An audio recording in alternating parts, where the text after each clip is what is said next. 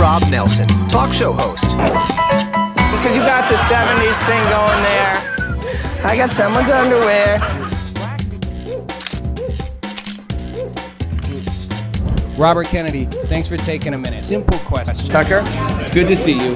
Listen, you're a Bitcoin maximalist. You're Bitcoin forever. I hate this central bank digital currency. Hey, I don't have all the answers, but together, I know we can find them. Hey everybody, welcome to the show. Welcome to Rob Nelson Live. It's a Monday, depending on what time you're at, evening. It could be morning. You never know.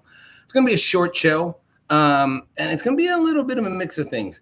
I'm going to call this the politics of the absurd. Okay, you've got Trump threatening to invade Greenland.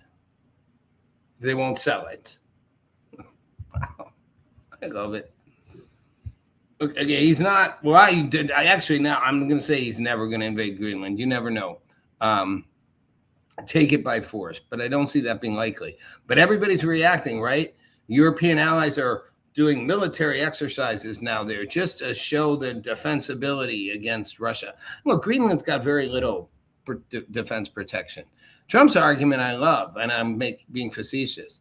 He's like, well, why does it belong to Denmark? Because they sailed some ships there and put a flag on it. Well, we sailed ships there too. You could argue that about most places, right? Everybody sailed ships to the Americas and stuck flags down. France had some, Spain had some, England had some. I don't know if France actually sailed ships. Spain and the U.S. did. So that's one piece of the politics of the absurd. Immigration's going to weave in here, but I'm going to talk the real absurd. So the Axios did a questionnaire of top Democrats, like 20 top Democrats, potential candidates for the 2028 presidential election, and asked them whether transgender girls who were born male should participate in girls' sports, whether transgender youths under 18 should be allowed to be placed on puberty blockers and hormones, and the most important question, can a man become a woman? Can a man become a woman? Only one would answer, Rahm Emanuel, who used to be the mayor of Chicago, and before that was a top aide to Clinton. Only Rahm said it. Now, Rahm has always been a relatively centrist Democrat. Now he'd probably be considered somewhat of a conservative Democrat like Clinton. And I knew Rahm when I was in law school and was working at the White House. And, had a good relationship with him until one day I was doing my political stuff and I was, being bipartisan. So I was working a lot with Republicans too. And George Stephanopoulos and Rahm Emanuel didn't think that I was, even though I wasn't technically working with the White House, they didn't think I was lined up enough with what I'd done politically and would too often push for things that I thought were the right thing, whether or not they were the Democrat thing. And I walked into the White House and again, he'd been very friendly with me. At one point invited me to come and have dinner with him and his wife, and I had a blue pass, which is the pass that lets you go into any building in the U.S. government. So it's the all access pass to anywhere, including the White House. And as I'm walking to Secret Service, Rahm looks at the Secret Service agents and says, he's not allowed in here. Dead serious. And the Secret Service agents look at him and look at me and look at my blue pass and go, I'm sure he is. And Rahm Emanuel scowls at me and goes, well, he shouldn't be. Rahm Emanuel was a partisan Democrat more than he was an ideologue. Anything for the Democrats, anything for Clinton. He's a partisan. I'm not a fan of super partisanship, but he is a uber partisan. Is he just smart enough to know the correct answer here is no, a man can't become a woman? But the part of the politics of the absurd for me is, one, Gavin Newsom said it really well to Ben Shapiro. Never has such a tiny number of people gotten so much attention. The number of the transgender population in the U.S. is so tiny, tiny, tiny. It's not like a big minority. It's not like gay people or black people or Asians or Jews or or handicapped people or anybody. It's a fractional number of people, and yet gets all this attention. But the bigger thing to me is why, after all of this, people still can't acknowledge some basic fundamental truths. No, a man cannot become a woman. And I'm not saying that like I'm homophobic or transphobic. Actually, homophobic wouldn't even apply.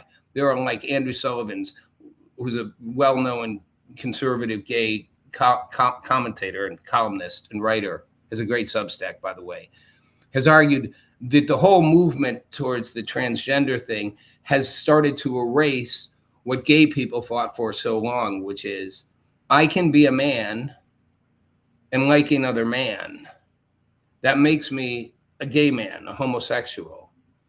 I don't actually have to be a woman. I don't have to change. Like my gay manhood is not to have to be changed to be a woman.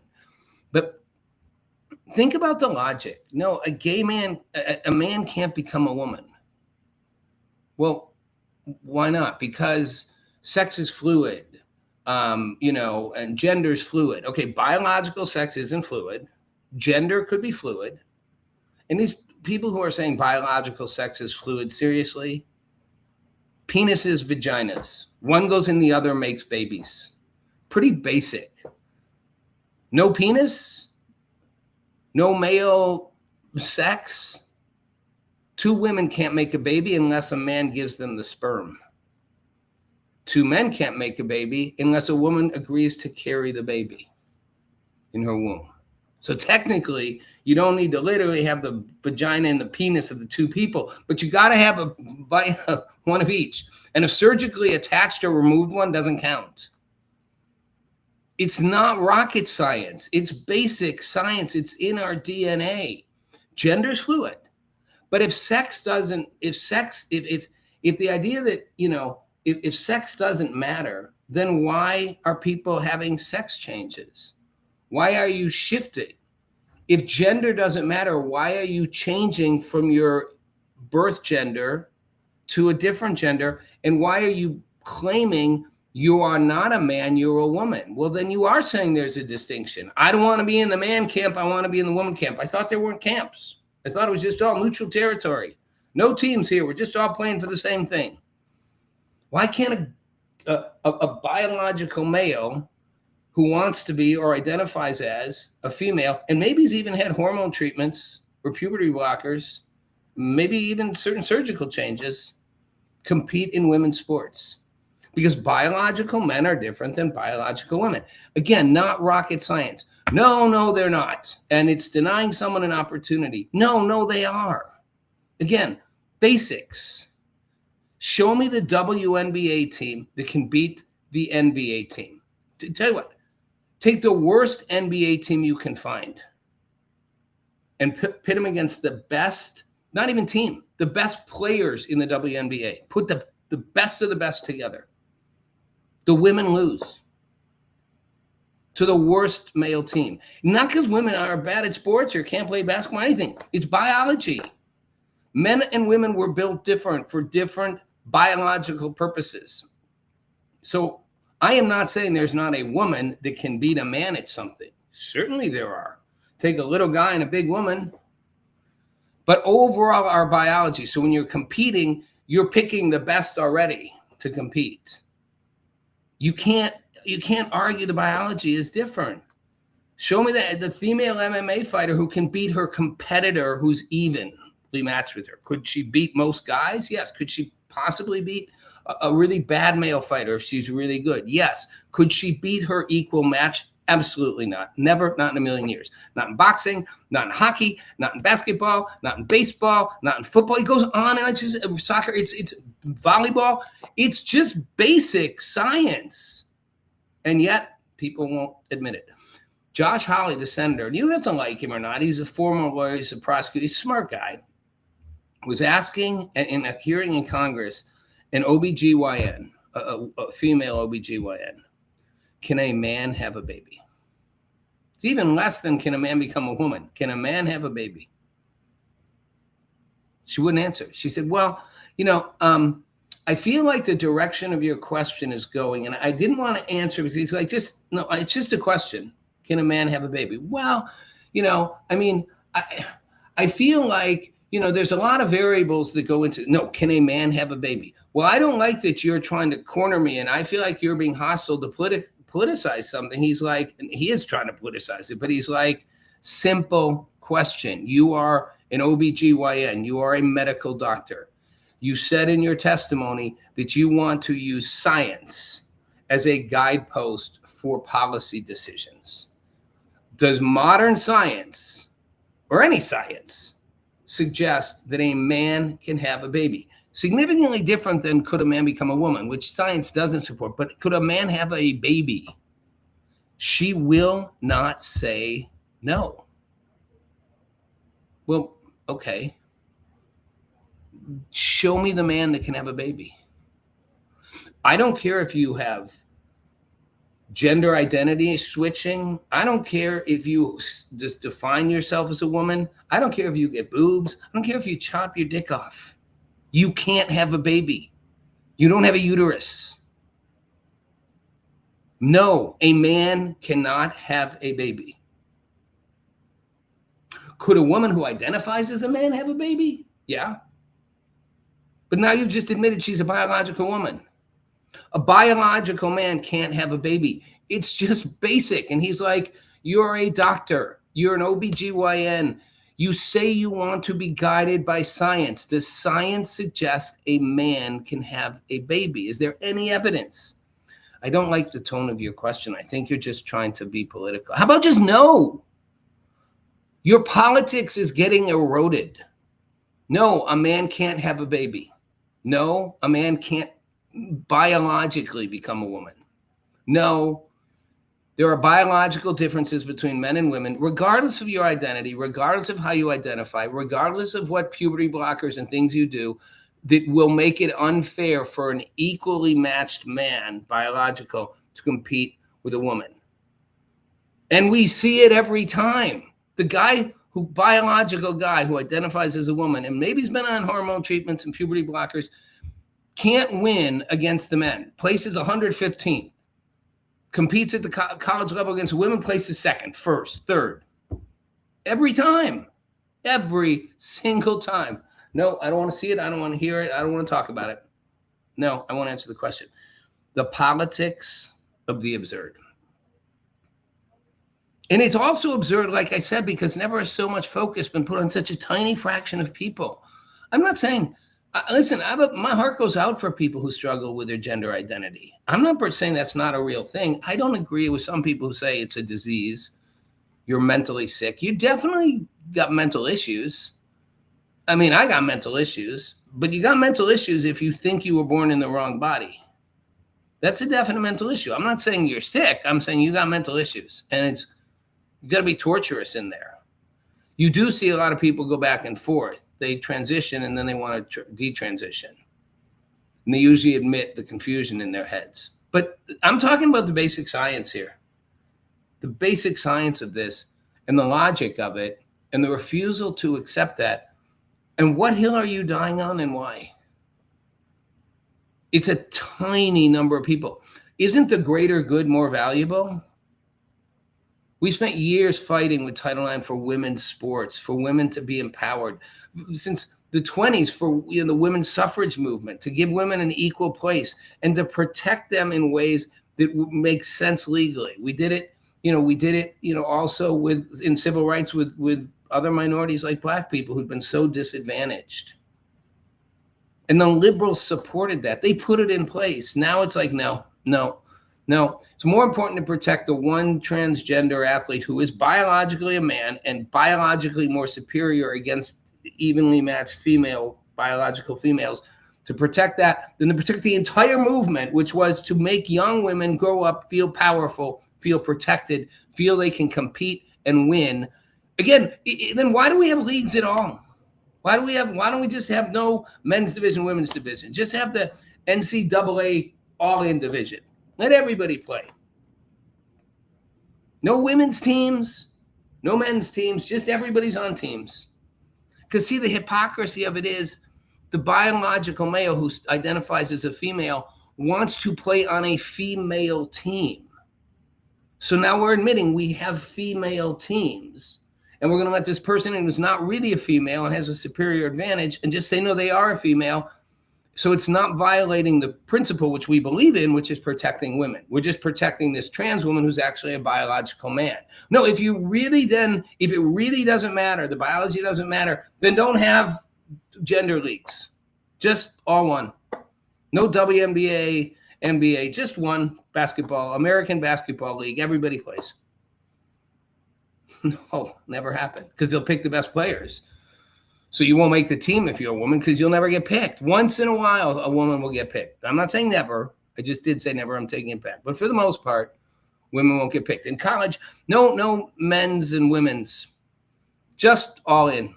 Because you're going to pick the best people. So everyone's going to – it's like when you – as a kid, I played dodgeball. I don't know if anybody does that anymore. You know, if you were the littlest guy, you got picked last. Nobody wanted you.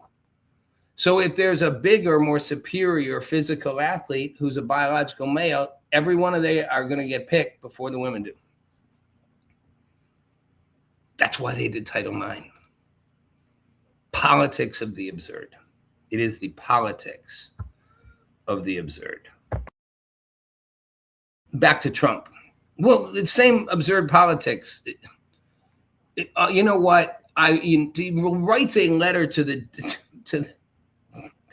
oh no. Hold on, everybody.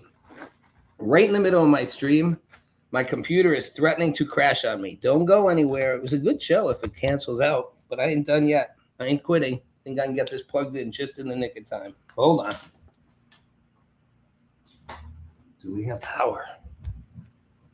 Yes, we're in again. Woo! Saved by the day. Excuse me.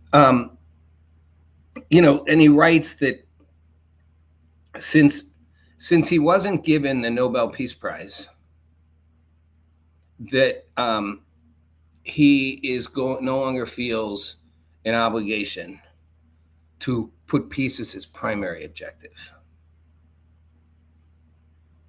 Okay? So I'm going to come take Greenland. Okay? Got it. That's absurd. You know, since I didn't get the Nobel Peace Prize for stopping 8 wars plus, all caps, I no longer think peace has to be my priority. It's still important, but now I can be less.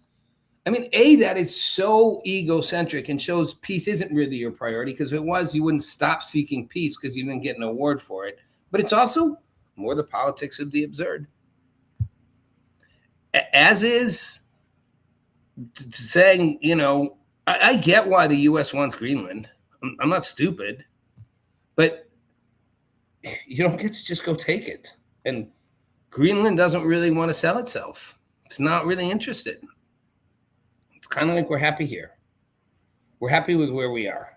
We don't really want to be sold or taken over by you. We're not Americans. And Denmark, the people the same way. So, you know, it's just, again, it's absurd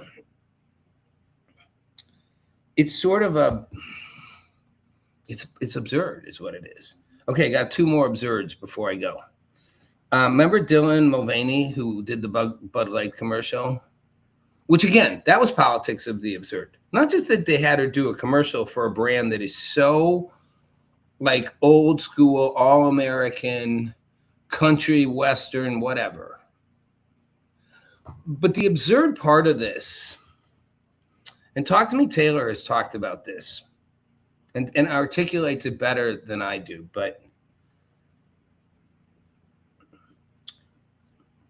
the representation that everybody focused on around Dylan Mulvaney, I'm discovering what it means to be a girl, and I'm going to talk like this, and I'm going to experiment with all this stuff, and am I kind of silly and goofy? It was sort of like, and I'm not saying it as well as I'd like, but what a demeaning thing to what womanhood is.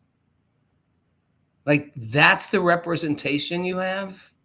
This flighty, bimbo-y, fluttery, oh, my fingernails. I'm not saying there's anything not woman-y about, like, loving good fingernails or dressing a certain way or any of that, or being hot, all of it. I'm just saying your definition of femininity that you're going to put on a pedestal, that you're going to have be the face of a product, is her? Of all people, her, who, by the way, is actually a biological man, so not really a her, but identifies as a her, but not a her.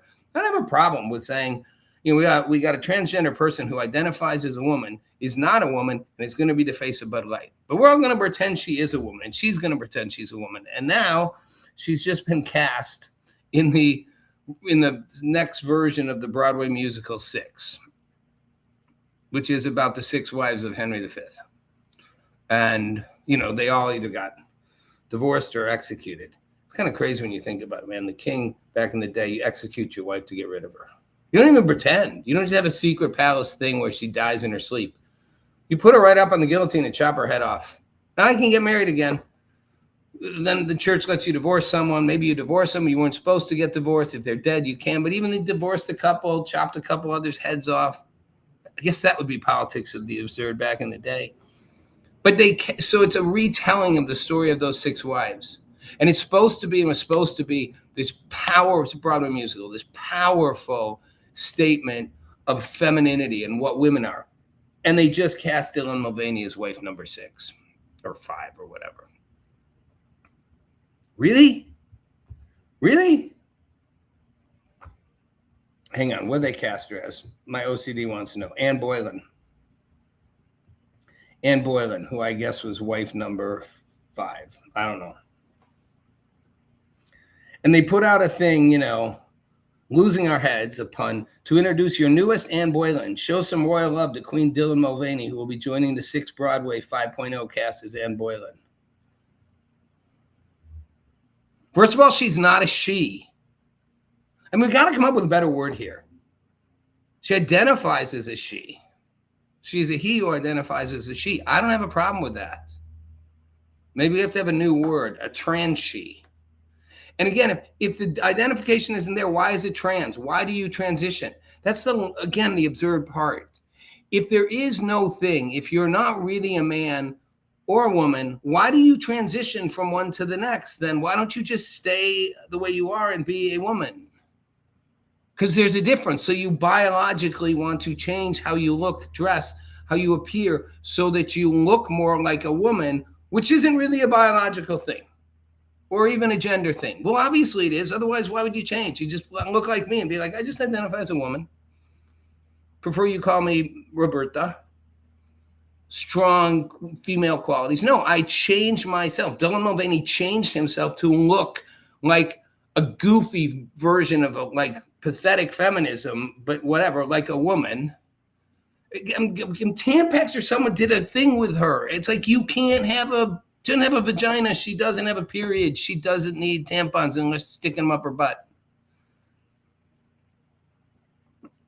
Politics of the absurd. Okay, my last politics of the absurd. The problem also is people in all of these things don't see the absurdity.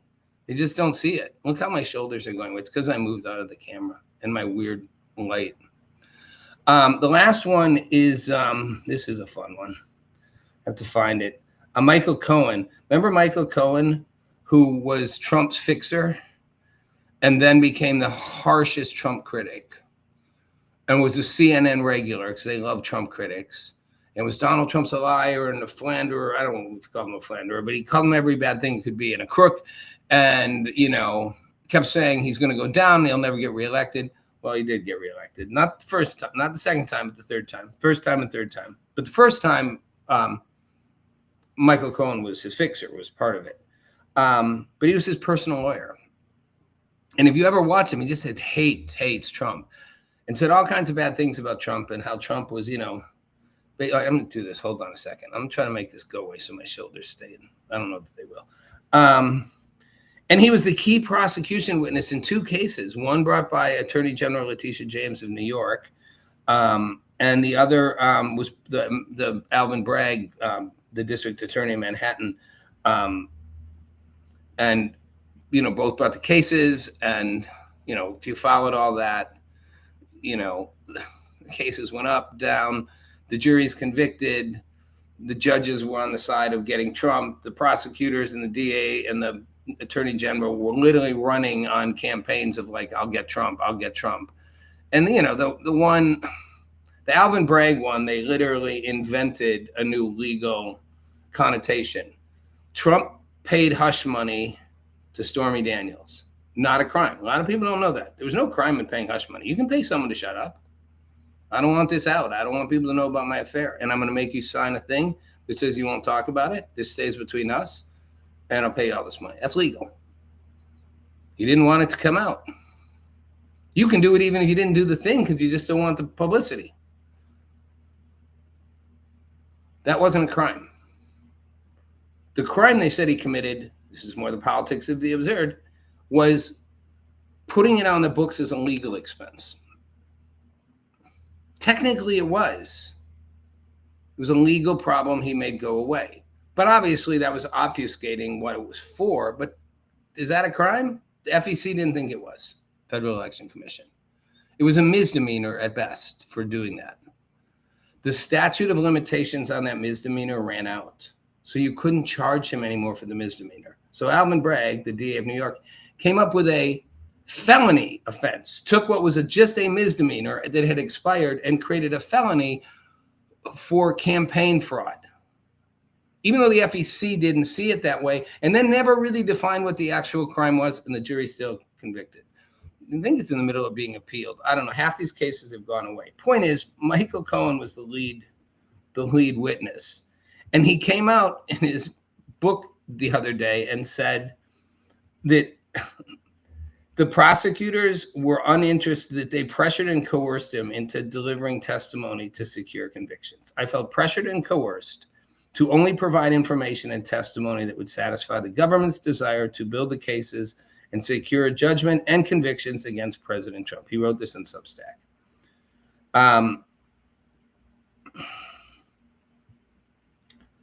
Oh, and by the way, I guess the hush money case is going to federal court. I don't know. I don't even pay attention to the cases. I'm fascinated by Cohen, who went from the fixer to the,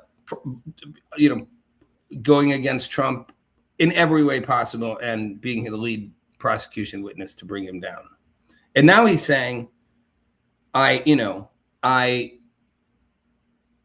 other case was the Letitia James case where they said he inflated his assets to get favorable loan terms. This for the woman who has 2 residences and claims they're both primary, so she gets better loan terms. But the truth is, more politics of the absurd. If Trump had really done that, well, the facts wouldn't add up. They gave people papers and said, this is what our assets are worth that we're selling you. And in all of these cases, in any big business deals like this, you tell the bank or the investors, feel free to do your own due diligence and decide. If you think it's not worth what I'm telling you, go do your own homework and come back. They all paid the price he said it was. Even if he had inflated it, they didn't choose to think he had and didn't do their own due diligence. They all made money and they all came back to do business again. Where's the crime? And then remember that judge said that Mar-a-Lago was, Trump had valued Mar-a-Lago at like 50, like I don't remember what it was, like the $2 billion or something. I don't remember what number he said it was. It was big. And it was only worth 18 million. Maybe the number he put it at was 800 million, but it was only worth 18 million. And I'm thinking, this is a judge. I know I'm literally disappearing. In a court in New York, Mar-a-Lago's worth $18 million. And all you had to do was look and see there are properties not as well positioned. Mar-a-Lago's between, the 2 bodies of water. Nowhere near as famous and nowhere near as big, undeveloped properties that were selling for $100 million or $50 million with nothing on them. Mar-a-Lago, which is huge on the ocean and the bay, is famous, only worth 18 million. I'm guessing it's probably worth close to $1 billion, but either way, market value, 18 million. I mean, if it was only worth 18 million, it was on market for 18 million, I'd get $18 million more, buy it and then resell it for 900 million. Politics of the absurd. So Cohen said he lied. He said they blurred the line between justice and politics. And they tried to get him to answer things when his honest testimony wasn't good enough to say things. And he was also cooperating because he wanted to shorten his prison sentence and hoped that his sentence would be reduced. And here's where he comes out. You may reasonably ask why I'm speaking out now. I have witnessed firsthand the damage done when prosecutors pick their target first and then seek evidence to fit a predetermined narrative. And he noted he's not writing in defense of Trump. Politics of the absurd. I'm Rob Nelson. Thanks for watching me and my disappearing shoulders. Have a good night.